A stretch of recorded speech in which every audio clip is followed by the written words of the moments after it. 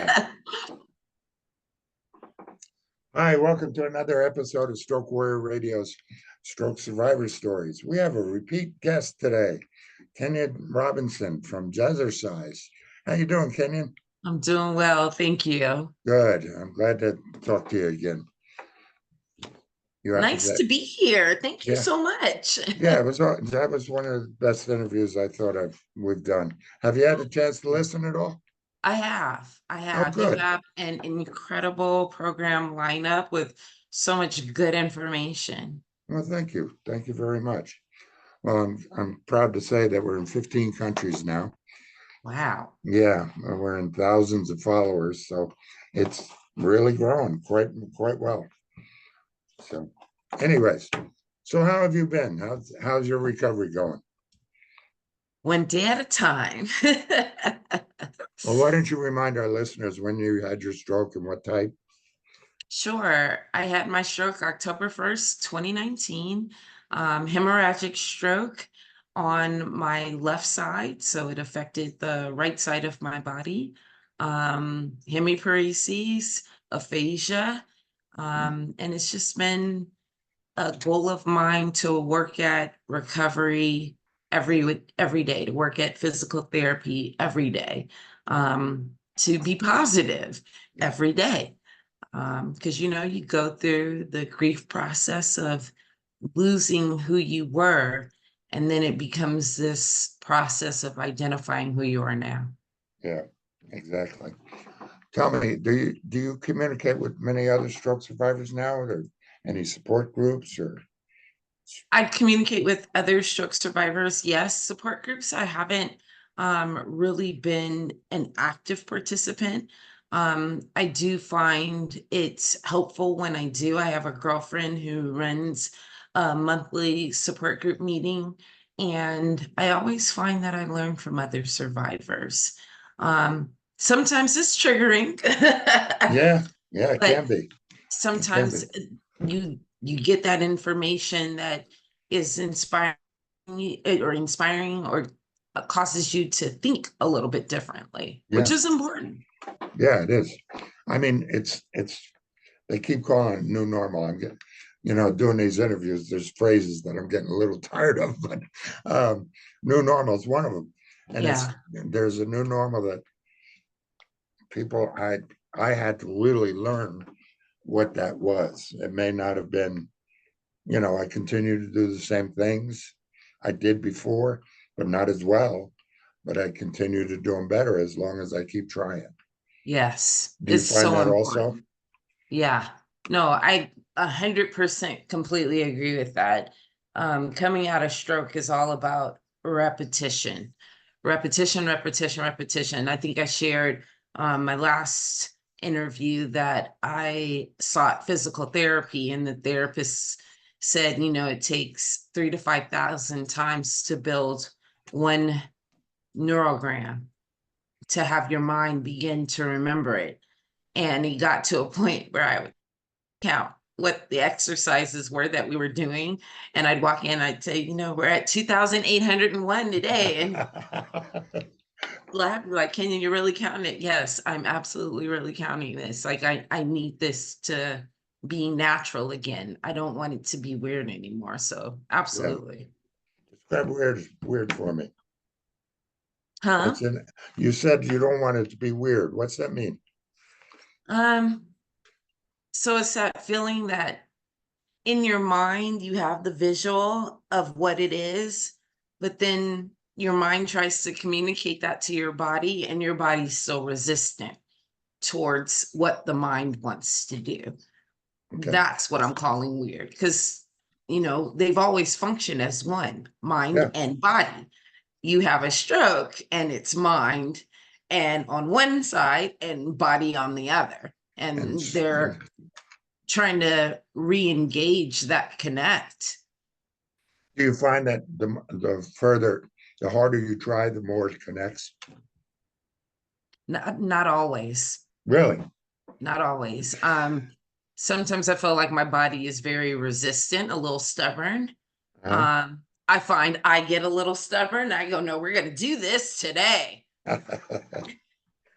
And then sometimes it'll get right stubborn back. And for me, I still have post-stroke pain. Yeah, So the post-stroke pain will elevate and then it wins because at that point, you've got to shut down and start from another point and begin again. So yeah, yeah, exactly. Um, I don't know if our listeners will recall, but you had your stroke right in the middle of leading a jazzercise exercise, yes, I was correct? teaching class, 40 minutes.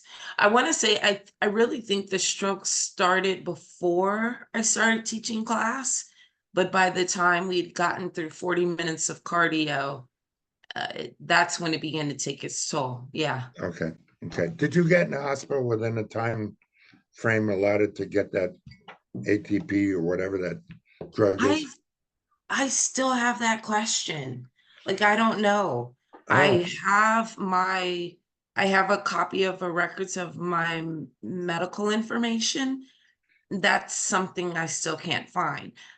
They took me to one hospital.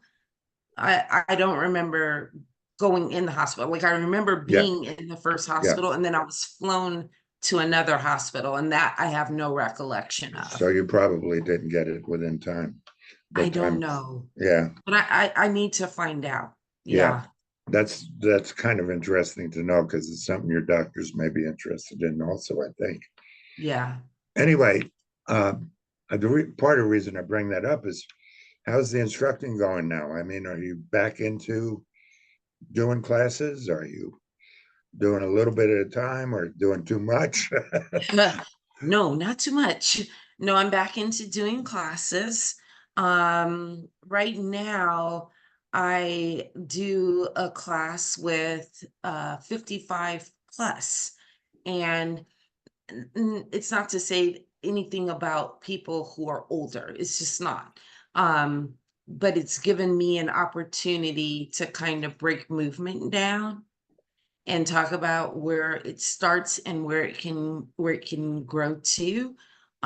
This group of women, they really want to maximize intensity.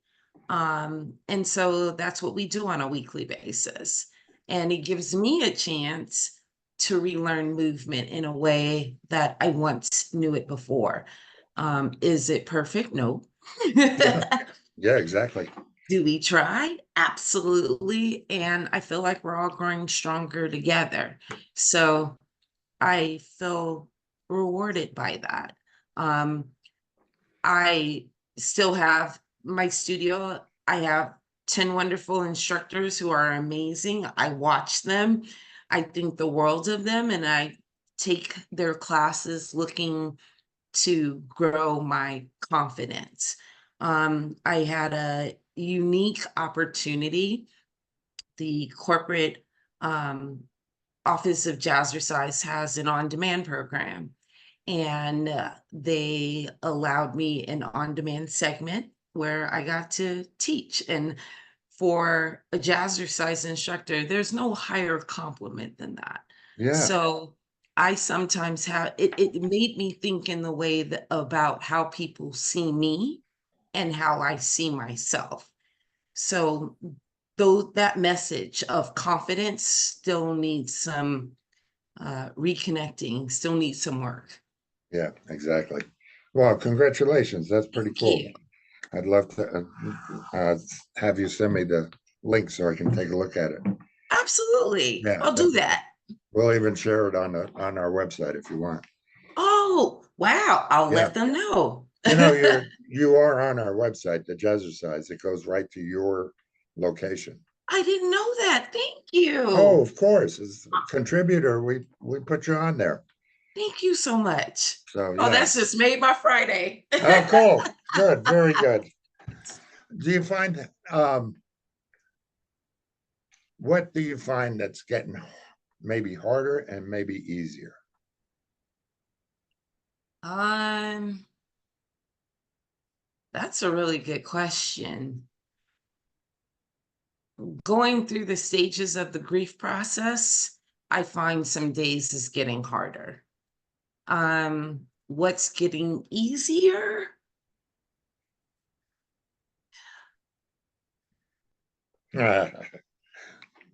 That's a Yeah. good Okay. question. I have to think about that. I Are think my you resilience is getting a little easier. good? See, Yeah.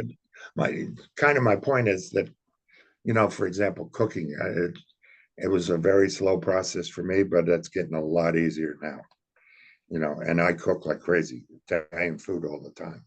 So, I mean, there's certain aspects that get easier, but the hard part is that brain body connect, you know? To that point, I feel you. I could not make my bed, like to get the sheets on, the fitted sheet on, and then to get the flat sheet on. And then I love having blankets because I like to be warm.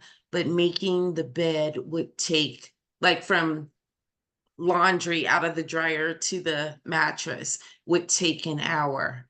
And now it takes me 10 minutes. But that took, I want to say, almost 3 years to be able to do. Yeah. Yeah. Unfortunately, it does sometimes take that long. I mean, Yeah. it's we're not told that. No, and people take it for granted. Yeah. Yeah, that's funny. We're doing a show tomorrow with Roz and Clay that about 30 questions in 30 days. The Uh-huh. questions we should be asking right after our stroke. What's going to be hard? What's going to be easy? How long is it going to take? All that kind of stuff. Do you feel, are you feeling more and more comfortable every day, or is it still a battle? I feel like I'm getting comfortable. Um, you kind of paint a world that you can live in that works towards what your challenges are. Um, so I find as long as I don't get near my walls, the borders, the boundaries, I'm okay.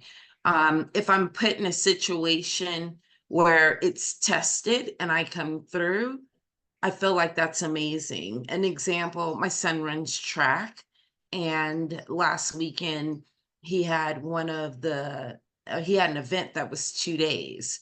And typically I'll go and just watch him run in the evening. I won't do the extended day, but I was able to do both days. And that was a reward. Like, that was, let's go celebrate. In my head, we had a party. Yeah, Because the first day is usually 5 o'clock in the evening till 9 o'clock at night, and then Saturday is all day. And I was able to do the all day without having the consequences for having done all day in the evening. So I was really excited about that because that means progress. those small victories mean so much, don't they? Absolutely. I mean, did it take you a long time to recognize the small victories and action? Because, for example, my life coach, I did a life coaching session, and by the end of it, she said, "When are you going to give yourself credit for what you've done?" I mean, that's taken me. It took me 7 years to get there. Have you? Yes. Do you see that coming, or? I try. It's kind of hard because you're always looking towards where you want to go, and it's easy to forget where you've come from. There's I want to say it's there's someone on Instagram. The name has goggles in it. I'll remember in a minute. But they put up a picture of mountains, and the lady was at the peak of one of the mountains saying how tired she was. But when you look behind her and all she accomplished, you can understand why she was tired, but she was looking forward on where she still had to go. And that image resonates with me. And I try to say, we're not getting upset today. Look at how far we've come. I teach now. I remember when I sat in a wheelchair wondering if it would ever be possible for me to teach a class again. So those things are not taken lightly. And when I feel like I'm getting down, I'll go back to be like, you've got no reason to complain or be unhappy. We can deal with this. Yeah, yeah, that's a wonderful analogy. I love that. I'll have to look up that Instagram too. I'll find it and I'll send it to you because it's Cool. amazing. Very cool. Thank you. So, how's it going with the family and the recovery? Going good. My kids are so supportive. And they're when we're out, they it's kind of become automatic about how to protect mom. And I appreciate that. Yeah, Yeah, I do. Because now I can go places and let down my guard. And when you've had a stroke, anytime you go to somewhere new, you have to figure out where to park, how far you're gonna have to walk, how if seating is going to be comfortable, do you need to access any of the disability things that they offer? Like it becomes y- you have to think about it. yeah, But yeah, now when we go places, because I'm comfortable with who I'm with, I know that I'm going to be okay. Whereas before I'd be like, oh, yeah, I don't know. Let's stop. Let's take a moment. But that's okay too. It's how yeah, you reaffirm. Yeah. yeah. It's relearning everything. I mean, I used to have a problem with crowds and noise, and Yeah, and that's gotten a lot better. Not as good as it was before, but it's still gotten better. totally. I had ear plugs in my purse. I Oh, don't use them as often anymore. But yeah, for the noise, I plug my ears in because it would take the bite off yeah, the noise level. yeah. There's Um, sensory overloads that we don't yeah, realize, and hopefully we can. These kind of conversations can tell people, that it's out there. yeah. Your children are teens, right? I have two in college. My oldest daughter, I know. Would have My never oldest guessed. daughter just turned 22. She graduates from UCLA in May. God bless. Um, my son is in his second year. He's 20, getting ready to be 20. It's coming. And then my youngest son is 16 and he's 11th grade in high school. Wow, Yeah. very cool. Very cool. Did they, did they, I know they didn't understand it, but did they kind of step into a caregiver role for you? Yes. And Um, did you have to prompt it or they just did it? I don't know that I necessarily thought about it in that regard because their faces when I was in the hospital, like when I first came to and the three of them were there, the look of fear still that still stays with me. So when I was released from inpatient at the rehabilitation center, my only goal was to get back and figure how do we make how do we build new consistencies for women when you have a baby. You're trying to figure out that routine to make baby feel comfortable, to make the household comfortable. Even when you have second baby and third baby, it's about setting up a routine so everybody's comfortable. That became the new thing that I did when I got home. How do I build that routine again and give them some consistency where they feel safe with me in this condition? So we'd crawl around the floor. I'd scoot between rooms because I couldn't walk. Right. Um, and we tried that normal daily, like laundry day was funny. They'd wash and dry, pull clothes out, and then I'd attempt to fold it with one hand. And then it was trying to get the right hand back in there to figure how do we fold clothes, t-shirts. One of my other sons was like, let's put together a puzzle. So it I think they worked with me as I was working with them, secretly caretaking me when I thought I was providing for them. It's kind of been uh, uh, Give and take. yeah, give and take relationship. Absolutely. We try and do caregiver sessions. I'd love to actually, if any of them wouldn't mind doing an interview as a caregiver, quote unquote. I'd love to do that just to hear those opinions about the fear. I mean, my daughter that came out to my hospital in Pennsylvania when I was there, um, she, I mean, the fear, the tears, and she just recently told me about all those feelings. And it's like, oh my God, I didn't realize that after all these years. Yeah. If any of them would It's like to, to hear the perspective of the other side. is fascinating because Yeah, we get so caught up in what we're going through because what we go through is a lot, but to see the other side of how people see us and how they fit in is extraordinary. yeah, it is. And it's I I I don't know about you, but I went through a lot of guilt. People following me around, trying to help me, that kind of thing. It's like, wait a minute, like with the daughter at the hospital, I'm your dad. And she tells me, yeah, dad, you're my dad. I'm Yeah. here. You know, Yeah. No, I identify with the guilt 100%. The guilt, and then thinking of myself as a burden. I yes, went through the burden stage of uh, I don't want to be a burden. I need the help, but I don't want to be a burden. yeah, exactly. Yeah. You have any suggestions to get through that? I really don't. I mean, I don't know how I got through it. It just kind of happened. I still get it, glimpses of it, absolutely. Where I still feel like, oh my God, they can't do this for me. Yeah. For the Shouldn't have to. guilt, we have to learn how to give ourselves some grace. Um, I love when you guilt, say I that. think, yeah, guilt, I think, is good intentions that don't have a place. So instead of using it for good, we turn it in on ourselves. So grace, I feel, is really important.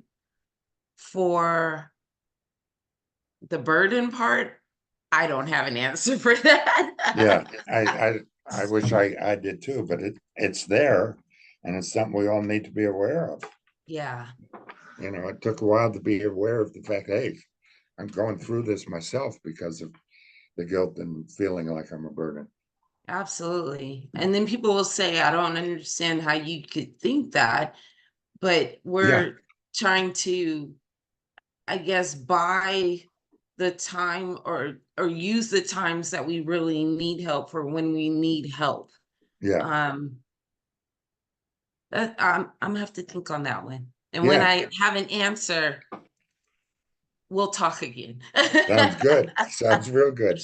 So how's the laundry days now? You folding the everything yo- with your laundry days? How are they now? oh yeah, no, laundry, I'm glad has gotten a lot better. Um, for me, putting it in the machine is not an issue.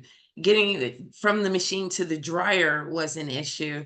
And then carrying the basket with laundry in it was an issue. But once I get it in my room, folding's not an issue. Good. Instead of putting things in drawers, I bought big containers, and the containers sit underneath the on the floor of the closet. So now it's kind of like a basketball thing. What goes on hangers go on hangers. And then what goes in the bins goes in bins because a lot of times it's workout clothes Yeah, from teaching. So make it convenient, make it easy for you. yeah. I never thought of Nobody's it. coming in my closet to critique me. Yeah, exactly, exactly. Isn't it funny how the everyday things we take for granted? I mean, cooking, doing laundry, doing the floor, vacuuming. Yeah, I mean, all of that is just a chore now. yeah. It was a chore list before, but now it's a physical chore. It's a physical chore, or Yes, it's physical therapy, depending on how you look at it. exactly. Do you still go to physical therapy at I all? do. I do. Really? Absolutely. Yeah. Um, right now, they're trying to correct things that are still a little off. I had a lot of trouble with depth perception on my right side. That's getting better. I had a physical therapist who put me in the corner of a wall facing her, and you cross your arms across your chest so your hands touch your shoulders and kind of rock between the corner of the wall with your eyes closed. It builds the depth perception for you to be able to place where you're missing, and by being able to be secure in the corner between the two sides of the walls, it recreates depth perception. It's just Wow. kind of nice. Yeah. um so she's got a lot of tools and tricks. I have another physical therapist who strictly works with the fascia and loosening the muscle tissues and working with the atrophy. He recently got a machine called I'm gonna get this wrong.